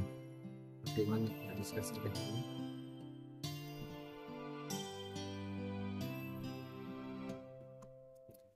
41 का डिस्कशन हो गया। भारतीय संसद का लोकसभा सदन अधिक शक्तिशाली है। भारतीय सदन का लोकसभा सदन अधिक शक्तिशाली है। लोकसभा भारतीय संसद का निचला सदन है। लोकसभा भारतीय सदन का निचला सदन है। लोकसभा भारतीय सदन का निचला सदन है। भारतीय संसद का ऊपरी सदन राज्यसभा है। भारतीय संविधान का अनुसार सदन में सदस्यों की अधिकतम संख्या 552 तक है हो सकती है। 17वीं लोकसभा में अध्यक्ष ओम बिरला है। 17वीं लोकसभा के अध्यक्ष ओम बिरला है। भारतीय संसद की ऊपरी सदन राज्यसभा है। भारतीय संसद की सबसे ऊपरी सदन राज्यसभा है। लोकसभा भारतीय संसद की निचली सदन है। भारतीय संसद का लोकसभा सदन अधिक शक्तिशाली है। भारतीय संविधान के अनुसार सदन में सदस्यों की अधिकतम संख्या 552 तक हो सकती है।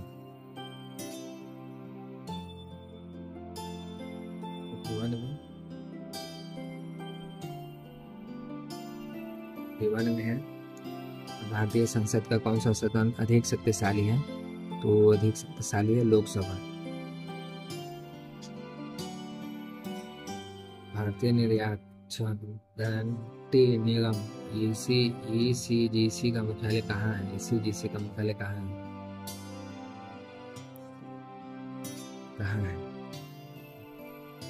42 में भारतीय निर्यात गारंटी निगम ECGC का मुख्यालय कहाँ है? 42 में डिस्कशन।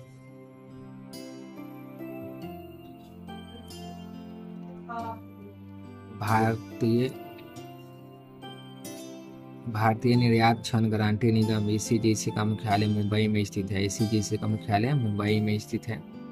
मुंबई सालसेट द्वीप पर बसा है। मुंबई सालसेट द्वीप पर बसा है। इसमें माया की नगरी के नाम से जाना जाता है। इसे माया की नगरी के नाम से जाना जाता है। मुंबई को हॉलीवुड भी कहा जाता है। एशिया का सबसे गंदी बस्ती धारावी मुंबई में स्थित है। इसका गठन लावा निर्मित 7 छोटे छोटे द्वीपों द्वारा हुआ है एवं पुल द्वारा प्रमुख भूखंड के साथ जुड़ा हुआ है। मुंबई को भारत का प्रवेश द्वार भी कहा जाता है। मुंबई को भारत का प्रवेश द्वार भी कहा जाता है। मुंबई को भारत का प्रवेश द्वार भी कहा जाता है।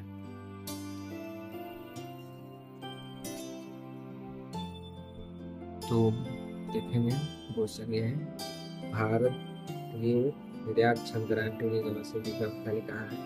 तो मुंबई में है। इसका मुख्यालय मुंबई में। भारतीय निर्यात क्षण गारंटी मुंबई में।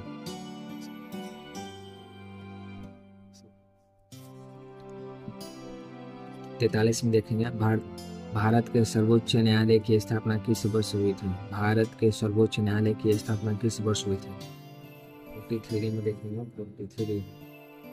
43 में देखें भारत के सर्वोच्च न्यायालय की स्थापना कब हुआ था? 1950 में हुआ था।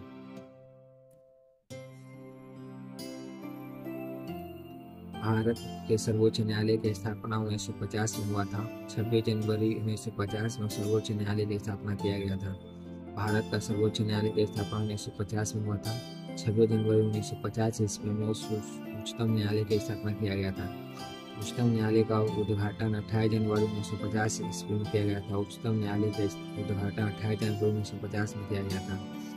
उच्चतम न्यायालय इस संबंधित प्रावधान अनुच्छेद 124, 147 के मत है। उच्चतम न्यायालय का संवैधानिक प्रावधान अनुच्छेद 124 से 147 का मत है। संघीय न्यायालय की स्थापना 1 अक्टूबर 1937 ईस्वी में हुआ था। संघीय न्यायालय की स्थापना 1 अक्टूबर 1937 ईस्वी में हुआ था। उच्चतम न्यायालय संबंधित प्रावधान अनुच्छेद 124 से 147 के मध्य है। उच्चतम न्यायालय का उद्घाटन 28 जनवरी 1950 ईस्वी में किया गया था। 28 जनवरी 1950 ईस्वी में किया गया था। उच्चतम न्यायालय संबंधित प्रावधान अनुच्छेद 124 से 147 मध्य है।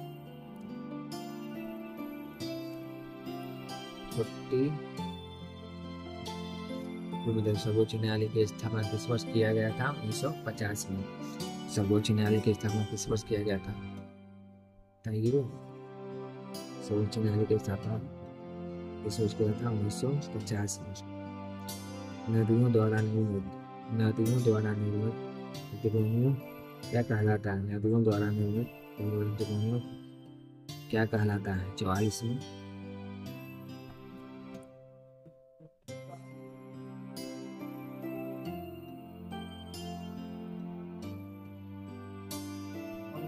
नदियों द्वारा निर्मित ड्रेन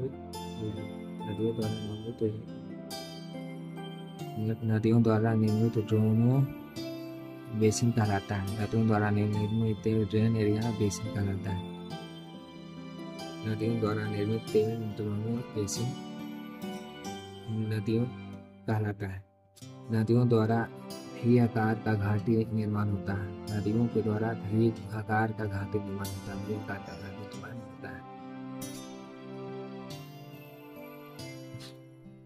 गार्ज एवं कैनियन टब आकार की घाटी के ही दो रूप हैं।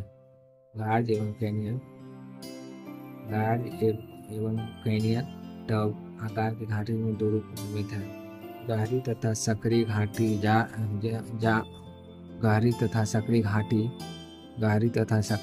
गार्ज कहते हैं।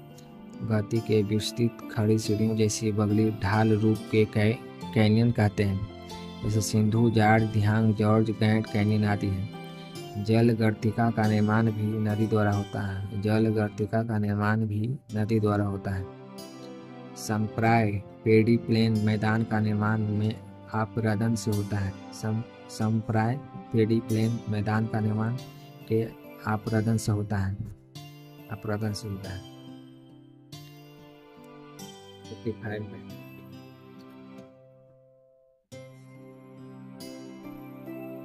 नदियों द्वारा निर्मित ड्रेनेज क्या कहलाता है? बेसिन कहलाता है। भूतल और समुद्र के बीच की सीमा रेखा कहलाती है। भूतल और समुद्र के बीच की सीमा रेखा कहलाती है। क्या कहलाती है? इसका सही देखें।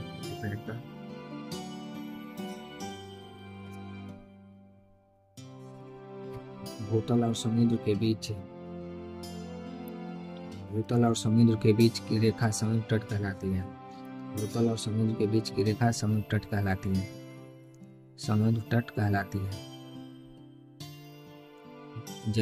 जिस जमीन को ज्यादा दिन तक परती छोड़ दिया जाता है तो उसे बंजर कहते हैं। समुद्र में स्थल भाग को टापू कहते हैं।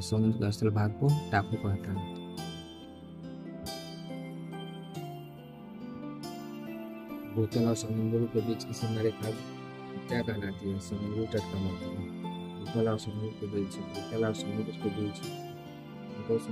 रेखा समुद्री तट कहलाती है। क्या कहलाती है? समुद्री तट कहलाती है। इसका आंसर हो जाएगा समुद्री तट हो जाएगा। रिड्यूस शब्द का प्रयोग किस खेल से होता है? रिड्यूस शब्द का प्रयोग किस खेल से होता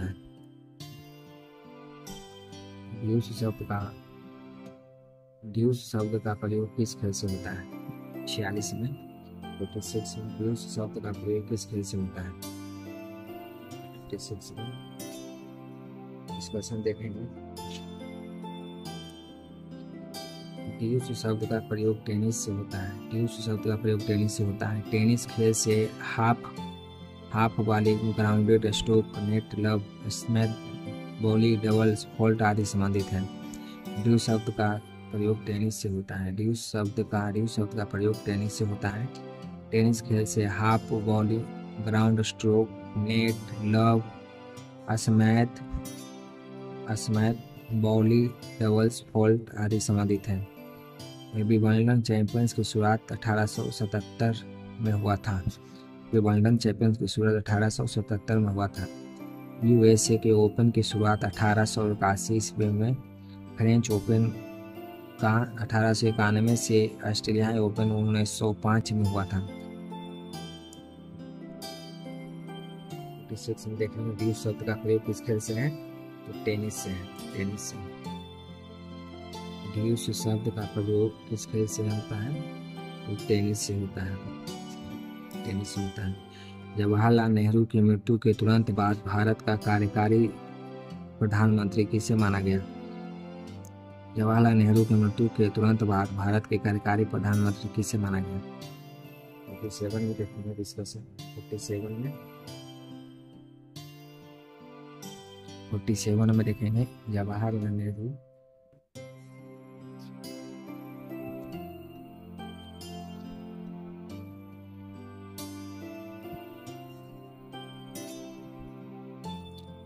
जवाहरलाल नेहरू की मृत्यु के तुरंत बाद भारत का कार्यकारी प्रधानमंत्री श्री गुलजारी नंदा थे। जवाहरलाल नेहरू की मृत्यु के तुरंत बाद भारत का कार्यकारी प्रधानमंत्री श्री गुलजारी नंदा थे। उनका जन्म सियालकोट में 4 जुलाई 1898 ईस्वी में पंजाब, पाकिस्तान में हुआ था। इनका जन्म सियालकोट में 4 जुलाई 1998 ईस्वी में पंजाब, पाकिस्तान में हुआ था। 1898 ईस्वी में पंजाब, पाकिस्तान में हुआ था। इसका जन्म सियालकोट में 4 जुलाई 1898 ईस्वी में पंजाब, पाकिस्तान में हुआ था। कांग्रेस पार्टी के प्रति समर्पित गुलजारी लाल नंदा प्रथम बार पंडित जवाहरलाल नेहरू की मृत्यु 27 मई 1964 के बाद 1964 में कार्यवाहक प्रधानमंत्री बनाए गए। दूसरी बार लाल बहादुर शास्त्री की मृत्यु 11 जनवरी 1966 के बाद 1966 में ये पुनः कार्यवाहक प्रधानमंत्री बने थे। दूसरी बार लाल बहादुर शास्त्री की मृत्यु 11 जनवरी 1966 के बाद 1966 पुनः कार्यवाहक प्रधानमंत्री बने थे।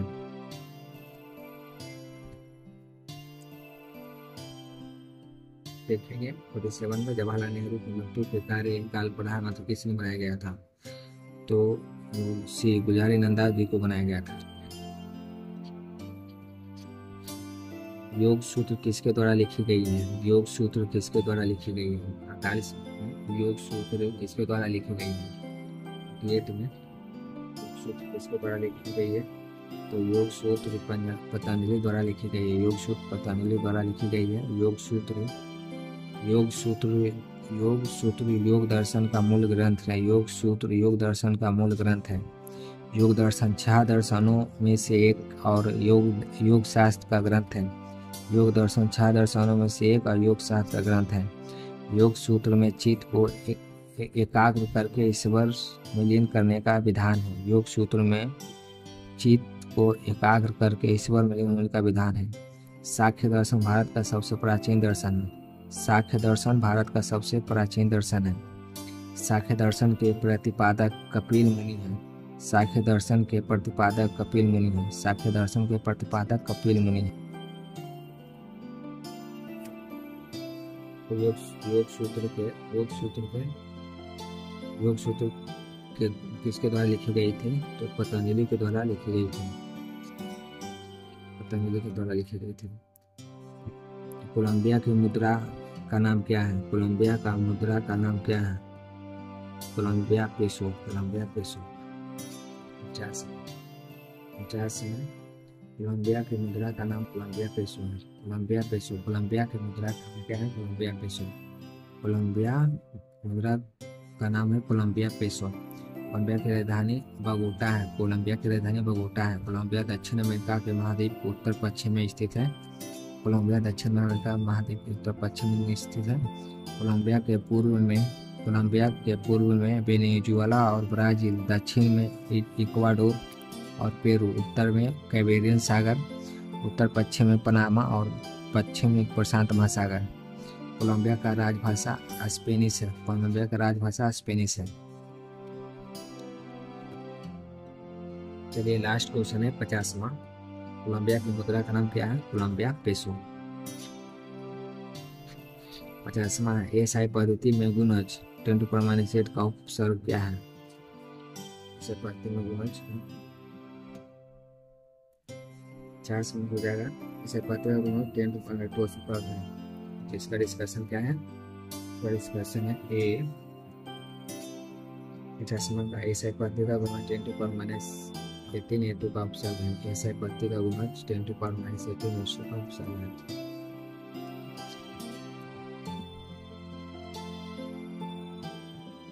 एसआई पद्धति गुना 10 टू पावर -8 का ऑप्शन है। किसका? A2 का ऑप्शन है। ये क्वेश्चन खत्म हो गया 50। तो चलते हैं।